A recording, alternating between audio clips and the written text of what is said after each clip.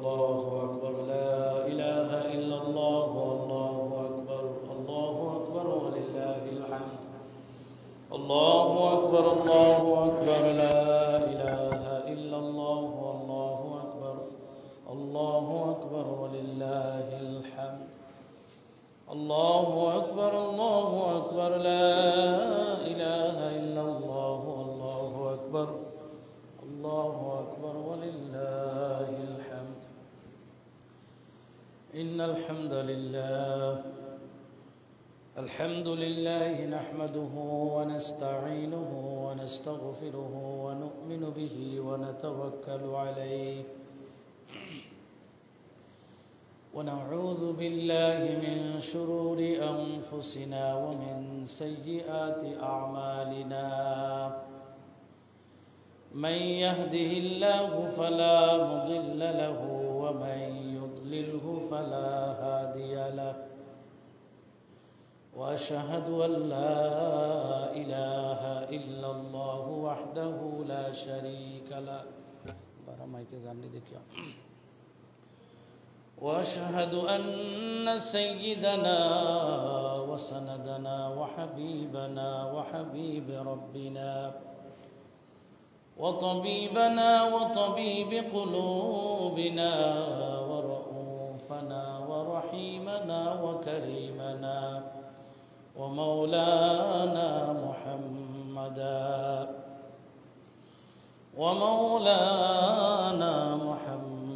عبد الله ورسوله الذي أرسله بالحق بشيرا ونذيرا وداعيا إلى الله بإذنه وسراجا منيرا فقد قال الله تبارك وتعالى في كلامه المجيد وفي فرقانه الحميد أعوذ بالله من الشيطان الرجيم بسم الله الرحمن الرحيم فلما بلغ معه السعي قال يا بني إني أرى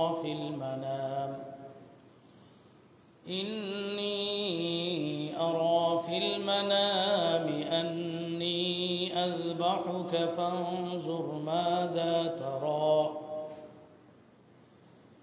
قال يا أبت افعل ما تؤمر ستجدني إن شاء الله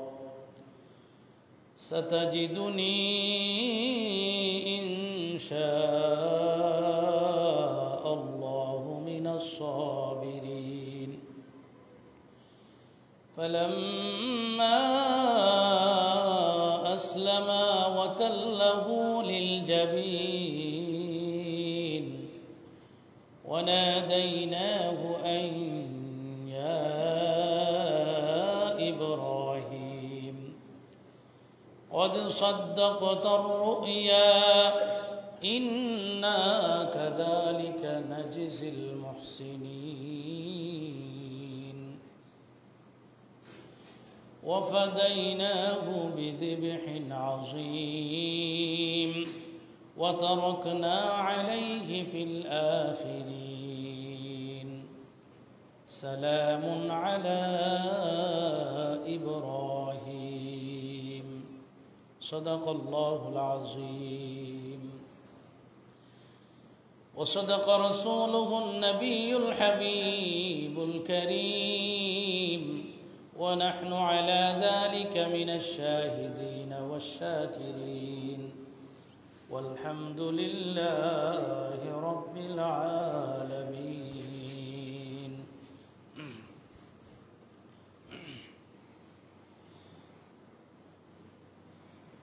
عن أنس رضي الله تعالى عنه قال ضحى النبي صلى الله عليه وسلم بكبشين أملحين أقرنين ذبحهما بيده الشريفة وسمى وكبر ووضع رجله على صفاحهما أو كما قال عليه الصلاة والسلام. فقال تعالى في شان حبيبه ومحبوبه ومعشوقه مخبرا وآمرا: إن الله وملائكته يصلون على النبي يا أيها الذين آمنوا صلوا عليه وسلموا تسليما. اللهم صل على سيدنا مولانا محمد وعلى آل سيدنا. اللهم صل على سيدنا مولانا محمد وعلى آل سيدنا مولانا. جاکوں کی سامنے چہرہ دکھا لینا مجھے، سینہ پہ دست کرم راقِ نبھا لینا مجھے. اللہم سیدنا مولانا محمد وعلى آل سيدنا.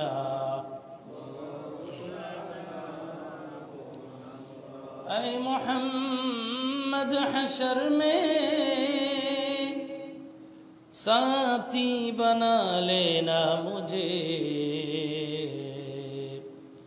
روز محشر دست اپنے سے پلا لینا مجھے.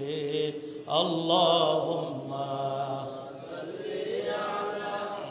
سیدنا مولانا محمد وعلى آل سیدنا.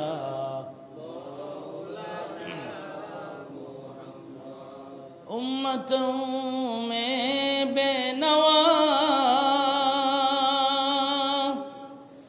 مجھ سا اور کوئی نہیں، شرمسارم اپنی دامن میں چھپا لینا مجھے. اللہم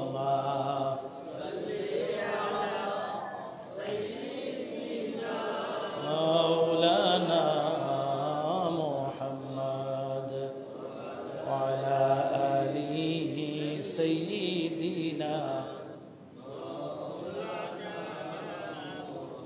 لا إله إلا الله لا إلا الله لا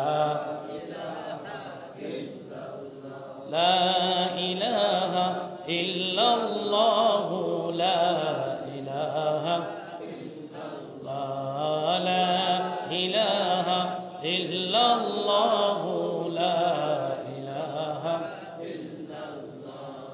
আল্লাহ নামের জিকির করবে যারা, আল্লাহর কাছে দামি তারা, আল্লাহর কাছে দামি যারা, জান্নাত প্রবেশ করবে তারা. লা ইলাহা ইল্লাল্লাহ লা ইলাহা ইল্লাল্লাহ লা لا إله إلا الله لا إله إلا الله لا إله إلا الله لا إله إلا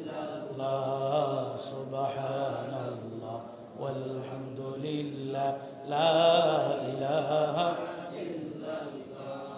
লা ইলাহা ইল্লাল্লাহু লা ইলাহা লা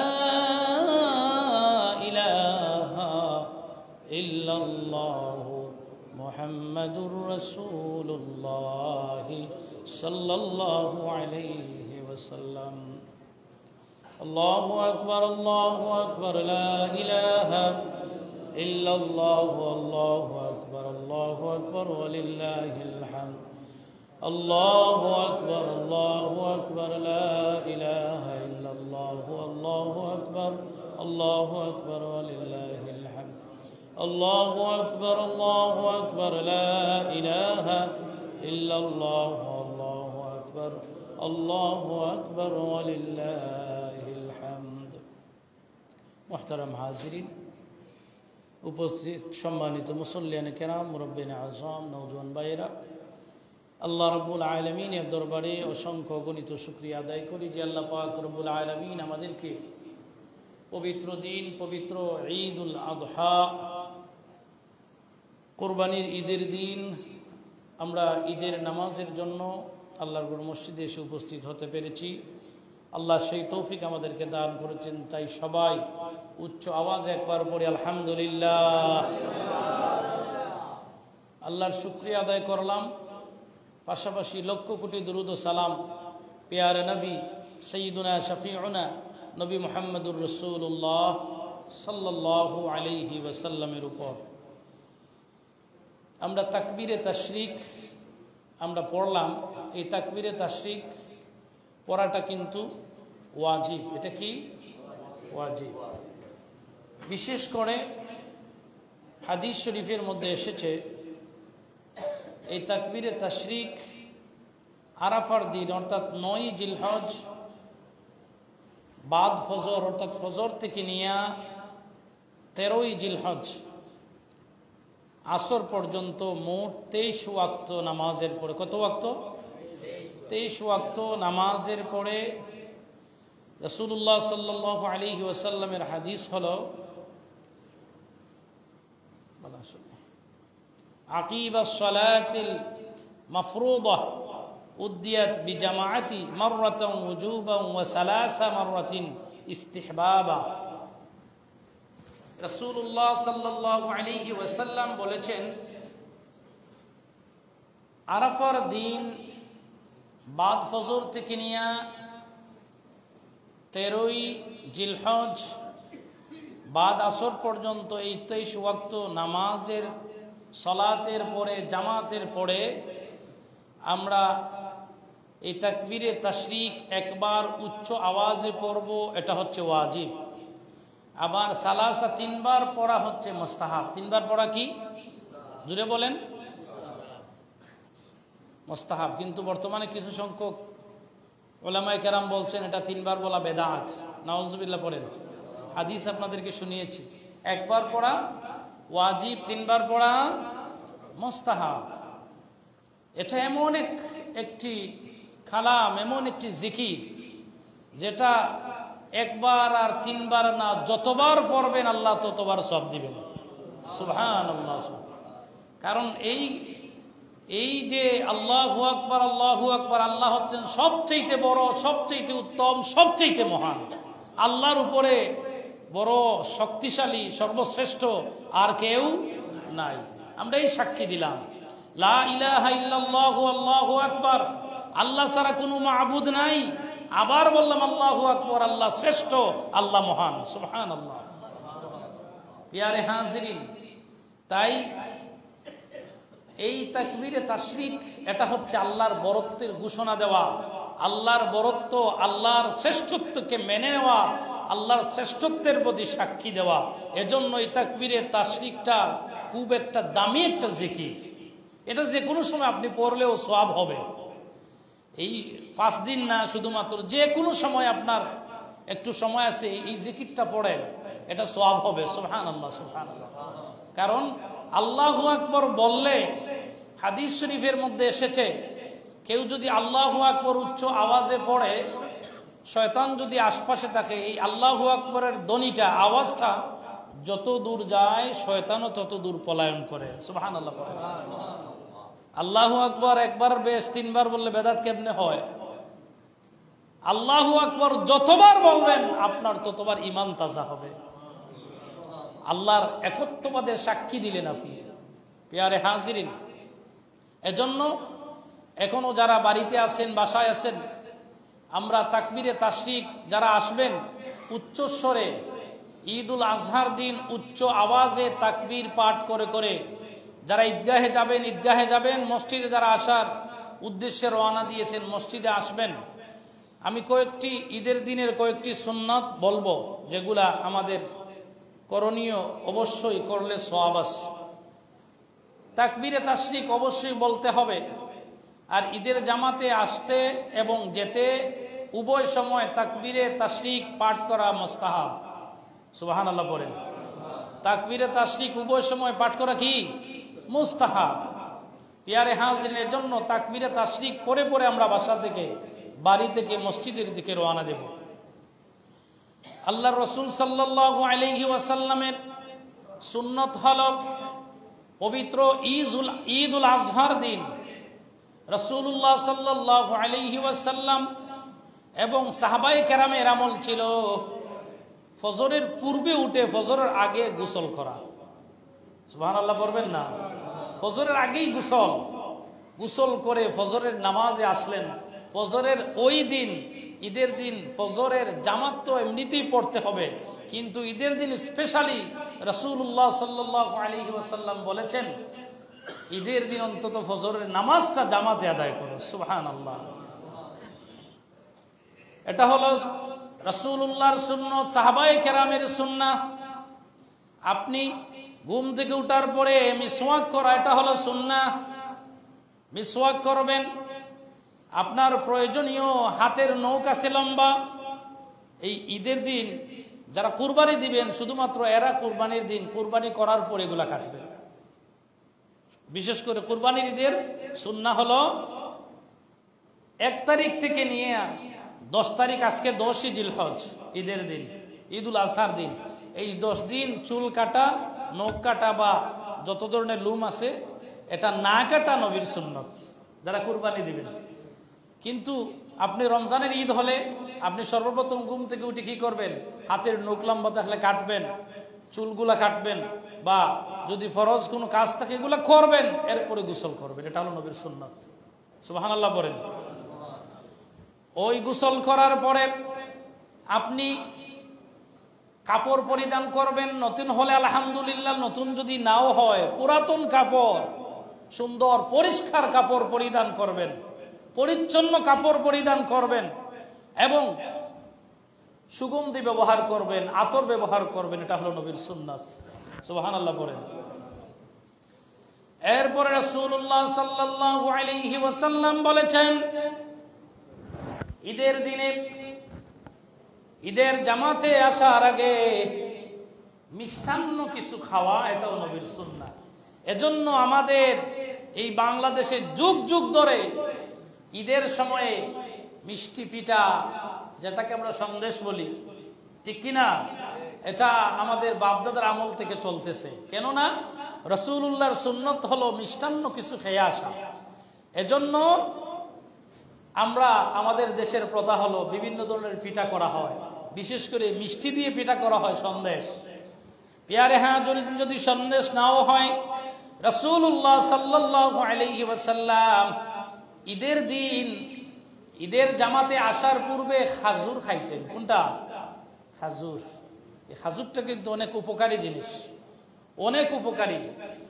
পেয়ারে হাজিরিন, রাসূলুল্লাহ সাল্লাল্লাহু আলাইহি ওয়াসাল্লাম 3টা খাজুর খেতেন। 3টা খাজুর খাওয়ার পরে, অর্থাৎ মিষ্টি কিছু খাওয়ার পরে আপনি ঘর থেকে বের হবেন। যদি ঈদুল আজহার দিন হয়, আপনি তাকবীরে তাশরিক উচ্চ আওয়াজে পড়ে পড়ে আপনি মসজিদে হোক, ঈদগাহর দিকে হোক আসবেন।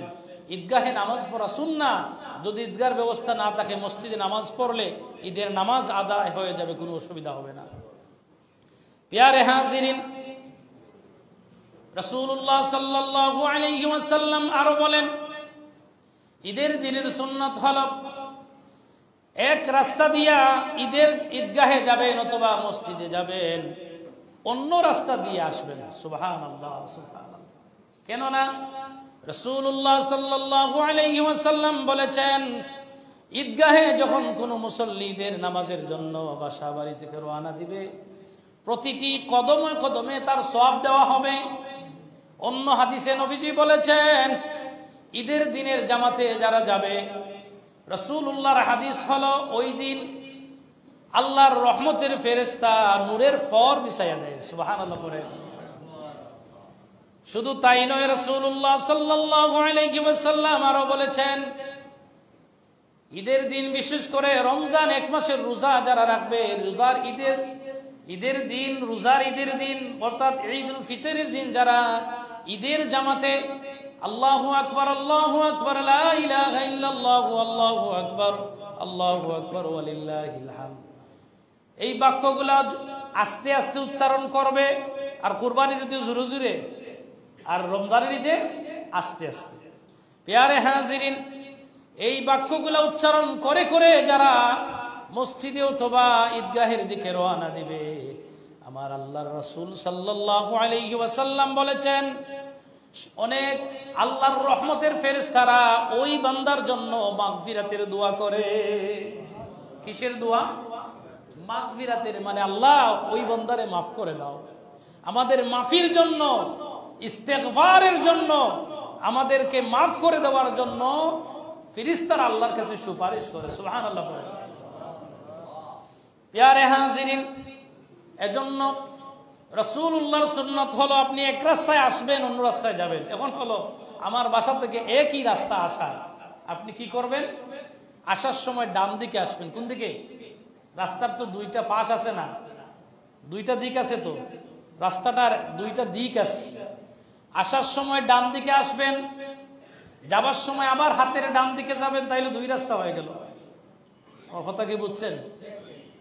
ডান সাইড নিয়ে প্রথম আসার সময় আসবেন, যাবার সময় যখন আবার ডান সাইড দিয়ে যাবেন, অর্থাৎ আপনার হাতের ডান দিকে থাকবেন সব সময়। এটা হলো নবীর সুন্নাহ। তাহলে এক রাস্তায় আসলেন, অন্য রাস্তায় গেলেন। এই যে এক রাস্তায় আসলেন, অন্য রাস্তায় গেলেন, উভয় রাস্তায় আসার কারণে আল্লাহর রহমত অবধারিতভাবে আপনার উপর নাজিল হতেই থাকে। সুবহানাল্লাহ। শুধু তাই নয়, রাসূলুল্লাহ সাল্লাল্লাহু আলাইহি ওয়াসাল্লাম বলেছেন, আল্লাহ রাব্বুল আলামিন সবচেয়ে বেশি গুনাহগারদেরকে মাফ করেন আরাফার দিন। কোন দিন? গতকালকে গেছে আমাদের। আরাফার দিনে বেশি মানুষকে আল্লাহ মাফ করে দেয়। এরপরে রাসূলুল্লাহ সাল্লাল্লাহু আলাইহি ওয়াসাল্লাম বলেছেন, কদরের রাত্রিতে আল্লাহ রাব্বুল আলামিন অগণিত মুসলমানদেরকে, আল্লাহ গুনাহগারদেরকে মাফ করে দেন।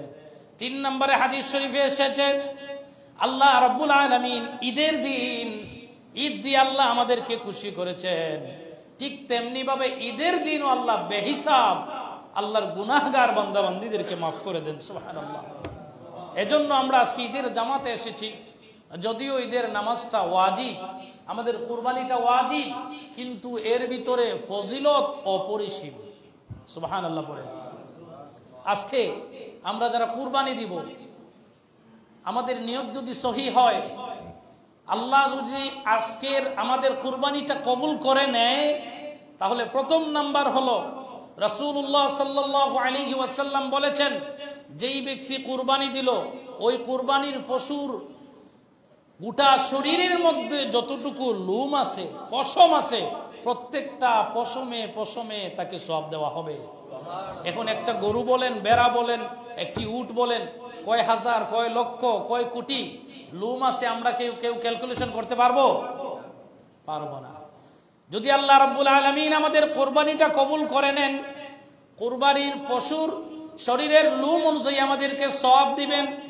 এখানে শেষ নয়, রাসূলুল্লাহ সাল্লাল্লাহু আলাইহি ওয়াসাল্লাম বলেছেন, এই কুরবানির পশুটা, জানোয়ারটা, এটা এমন এক কুরবানির পশু, যদি আল্লাহ রাব্বুল আলামিন কবুল করে নেন, তাহলে কুরবানি দেনেওয়ালা, কুরবানি দাতার জীবনের গুনাহ আল্লাহ মাফ করেন এবং কিয়ামতের দিন ওই বান্দাকে ফুলসিরাতের বাহন হিসাবে আল্লাহর জান্নাত পর্যন্ত পৌঁছানোর জন্য ওই কুরবানির পশুটাকে আল্লাহ রাব্বুল আলামিন যেভাবে রাসূলুল্লাহ সাল্লাল্লাহু আলাইহি ওয়াসাল্লাম মেরাজের রাত্রিতে আল্লাহর দিদার লাভ করেছিলেন বুরাকের মাধ্যমে, রফরফের মাধ্যমে, ঠিক তেমনি ভাবে আপনার আমার কুরবানির পশুটা বুরাকের মতো আপনাকে আমাকে নিয়ে চোখের পলকে আল্লাহর জান্নাতে পৌঁছে দিবে। আরো জোরে বলেন না সুবহানাল্লাহ। তাহলে কুরবানির শর্ত কি বলে? কুরবানির প্রথম নম্বর শর্ত হলো আমার নিয়ত যেন সহি হয়। কোন জিনিস? নিয়ত সহি হতে হবে। এজন্য আল্লাহ রব্বুল আলামিন কোরআনুল কারীমের মধ্যে আমাদেরকে বলেছেন, কুল ইন্না সলাতি ওয়া নুসুকি ওয়া মাহইয়ায়া ওয়া মামাতি লিল্লাহি রাব্বিল আলামিন।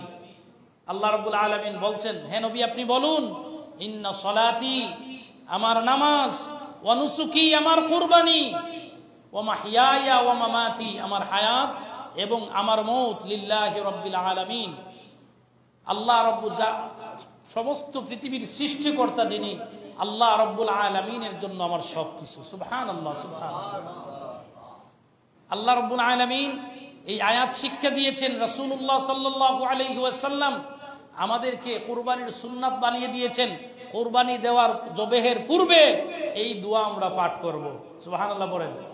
যারা জানি না আমার সাথে বলুন, ইন্না সলাতি ওয়া নুসুকি ওয়া মাহইয়ায়া ওয়া মামাতি লিল্লাহি রাব্বিল আলামিন লা শারীকা লাহ ওয়া বিযালিকা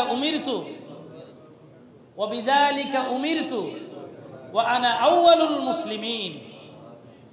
এরপরে আপনি বিসমিল্লাহি আল্লাহু আকবার বলে কুরবানি দিবেন। শুনেন, কেউ যদি আল্লাহু আকবার আল্লাহর নামে ছাড়া অন্য কোনো নামে কুরবানি দেয়, অথবা যে কোনো সময় গরু হোক, ছাগল হোক, মুরগও হোক, যদি আল্লাহু আকবার না বলে কুরবানি দেয়, তাহলে আপনার হালাল জিনিসটা হালাল হবে না, এটা হারাম হয়ে যাবে। কারণ আল্লাহর নাম ছাড়া আর কোনো নামে কুরবানি হয় না। আল্লাহর নামে কুরবানি দিতে হবে। এজন্য বলতে হবে বিসমিল্লাহি আল্লাহু আকবার। আপনার হালাল জিনিস কুরবানির মাধ্যমে, আল্লাহর নামের মাধ্যমে কুরবানি দিলে এটা হালাল হয়। সুবহানাল্লাহ। আর আল্লাহর নাম ছাড়া গরু হালাল, কিন্তু আমরা যদি আল্লাহর নাম ছাড়া কুরবানি দিই এটা হালাল হবে না। কথা কি বুঝছেন? এজন্য সব সময় গরু হোক, মুরগ হোক, বাজার থেকে মুরগ কিনেন, ভাই জবহরি দেন, সে আল্লাহু আকবার বলে কি বলেন আল্লাহই ভালো জানে। এর জন্য আমি কাছে থেকে বলি যে বিসমিল্লাহি আল্লাহু আকবার বলে জব করেন, নয়তো আমার জন্য এটা হালাল হচ্ছে না। মুসলমানদের জন্য হালাল হওয়ার শর্ত হলো কোন জবেহের জিনিস যেটা হালাল আমাদের জন্য, এটাকে আল্লাহর নামে জবেহ করতে হবে, আল্লাহর নামে কুরবানি করতে হবে, তবেই আমাদের জন্য হালাল হবে। নতুবা হালাল জিনিস হালাল না, এটা হারাম। পিয়ারে হাজিরিন, এজন্য এদিকে আমরা খুব খেয়াল রাখবো। 2 নাম্বার হলো, আমরা যারা কুরবানি দিব, সময় খুবই কম, 5 মিনিট আছে। আপনারা যারা বাসা বাড়িতে আছেন, আমাদের আর তাজপুর বাজার জামে মসজিদ বাজার এবং স্কুল জামে মসজিদে পবিত্র ঈদুল আজহার জামাত 8 ঘটিকা অনুষ্ঠিত হবে। আর 5 মিনিট সময় আছে। আপনারা রাস্তাঘাটে বাসা বাড়িতে যারা আছেন তাড়াতাড়ি চলে আসুন, সময় মতো নামাজ হয়ে যাবে ইনশাআল্লাহ। পিয়ারে হাজিরিন, আপনারা যারা কুরবানি দিবেন, কুরবানির পশুটা নিজে জবেহ করা কি আমি বলেছি উত্তম, নিজে জবেহ করা উত্তম। তবে শর্ত আছে, 3টা রোগ আছে। কয়টা রোগ? 4টা রোগ। এই রোগগুলা যদি কোনো একটা না কাটে তাহলে আপনার কুরবানি হবে না। মানে এটা রক্ত প্রবাহের যে রোগগুলা। এজন্য অনেক সময় আমরা কি করি, কুরবানি করার পরে খসাই হোক আর যে হোক, সে রোগ কাটে, অথবা আমরা দেখি তাড়াতাড়ি মারা যাওয়ার জন্য সে গা দেয় অথবা ঠ্যাঙের রোগ কাটে। এগুলা করতে দিবেন না, এগুলা করতে দিবেন না, এগুলা নিষেধ। আপনার কুরবানির পশু ভালোভাবে যারা জবে করেছেন তারা তো অবশ্যই জানেন। যারা নতুন, আগে শিখবেন, দেখবেন হুজুর কিভাবে, বা যে যিনি জানেন তার কাছ থেকে দেখবেন কিভাবে কাটতে হয়। যদি আপনার কোনো একটা রোগ না কাটে তাহলে আপনার এই পশুর রক্তটা জমাট বেঁধে যায় মাংসের মধ্যে। এই জন্য এই জমাট বাঁধা মাংসে যদি রক্তে কোনো সময় আটকানো যায় তাহলে এই মাংসটা কিন্তু খাওয়া হারাম হয়ে যায়। এজন্য এই রোগগুলা কাটতেই হবে, খুব খেয়াল করবেন। যারা কুরবানি দেন নাই, আপনারা কুরবানি দিতে পারেন, কোনো সমস্যা নাই। আপনার পশু আপনি কুরবানি দেওয়া উত্তম। আপনি যদি আমাকে নেন অথবা আমাদের হুজুরদেরকে নেন অথবা অন্য কোনো হুজুর হোক বা যিনি জানেন তাকে নেন, তাকে হাদিয়া দিবেন, এটা সুন্নাহ। এটা কি সুন্নাহ? কারণ আপনার পশু কাটলেন, আমার সাদা পাঞ্জাবিতে রাগও এক দুইটা লাগলো, ঠিক নি না? না, এজন্য আপনি কি করবেন? মজুরি দিবেন। যিনি খাল চিলবেন, মাংস কাটবেন, যে যেরকম ভাবে আপনাকে সাহায্য সহযোগিতা করবে, এর বিনিময়ে আপনি মজুরি দিবেন, তাকে আগে খুশি করবেন, এরপরে আপনি মাংস দেন। আপনার 3টা ভাগ করা সুন্নাহ। কয়টা ভাগ? 3টা ভাগ করা। একটা হলো আপনার প্রতিবেশী, আত্মীয় স্বজন, 3 নম্বর হলো এতিম, মিসকিন, ফকির, এদের জন্য। কিন্তু দুঃখজনক হলেও সত্য, এখন 2-3টা ডিপ ফ্রিজ আছে, দেখা যায় গরু 2টাও জায়গা হয় অনেক হয়, ঠিক নি না? না পেয়ারে হাজিরিন, আপনি রাসূলুল্লাহ সাল্লাল্লাহু আলাইহি ওয়াসাল্লাম বলেছেন উত্তম হলো 3 ভাগে আপনার কুরবানির পশুটার গোশতকে ভাগ করবেন, সমানভাবে ওজন করে। রাসূলুল্লাহ সুন্নাহ হলো 3টা ভাগ করবেন, সমানভাবে ওজন করে। একটা হলো আপনার একটা প্রতিবেশী, আত্মীয় স্বজন, একটা হলো গরিব, এতিম, মিসকিন, ফকির। এখন কথা হলো, এতিম, গরিব, মিসকিন, ফকিরের অংশ থেকে একটা টুকরাও আপনি খাবেন না। এটা তাকওয়ার খেলাফ। আমরা তো কুরবানি দিলাম মাংস খাওয়ার জন্য নাকি আল্লাহকে খুশি করার জন্য? এজন্য 3 নম্বর যে অংশ এতিম, ফকির, মিসকিনের, এই অংশ থেকে আপনি একটা টুকরাও খাবেন না। এটা তাকওয়ার খেলাফ। আপনি ফতোয়া আলমগীর খুলেন, দুররুল মুখতার খুলেন, দেখবেন বলেছেন উলামায়ে কেরামরা, এটা হচ্ছে তাকওয়ার খেলাফ। এর মানে আপনি যদি মুত্তাকি হন, আল্লাহ ভীরু হন, খোদাকে ভয় করেন, তাহলে আপনি ওই 3 নম্বর ভাগ যেটা এতিম, মিসকিন, ফকিরের, ওই ভাগ থেকে আপনি নিবেন না। 2 ভাগ তো আছে এখন, ঠিক নি না? না, আপনার যদি আত্মীয় স্বজনের মধ্যে গরিব না থাকে, আত্মীয় স্বজনের মধ্যে দেওয়া, সবাই যদি কুরবানি দেয়, তাহলে আপনি 2 ভাগই খান। আমার কথা কি বুঝছেন? যদি আত্মীয় স্বজনের মধ্যে দেওয়ার মতো না থাকে, 2 ভাগই আপনি খান, কোনো সমস্যা নাই, যদি খেতে পারেন। নতুবা 3টা ভাগে বিভক্ত করবেন, এটা নবীর সুন্নাহ। আর আমি আরো একটা কথা বলি, আমাকে মাঝে মধ্যে হাদিয়া দেন আপনারা কুরবানির মাংস। আমাকে যদি আপনার অংশ থেকে অথবা আপনার আত্মীয় স্বজন, প্রতিবেশীর অংশ থেকে যদি দিতে পারেন দিবেন। এতিম, মিসকিনের অংশ থেকে আমাকে মাংস, গরুর মাংস বা গোশত দেওয়ার কোনো প্রয়োজন আমি মনে করি না। আমার কথা কি বুঝছেন? যারা আমাকে হাদিয়া দেন, এতিম, মিসকিনের অংশ থেকে আমাকে দিবেন না, এটা তাদের হক। যদি আপনার অংশ থেকে আমাকে মহব্বত করে দেন, দিবেন, অসুবিধা নাই। আমি আমার কথা বললাম। পিয়ারে হাজিরিন, সময় শেষ। আপনারা সমান ভাগে বিভক্ত করে বন্টন করবেন।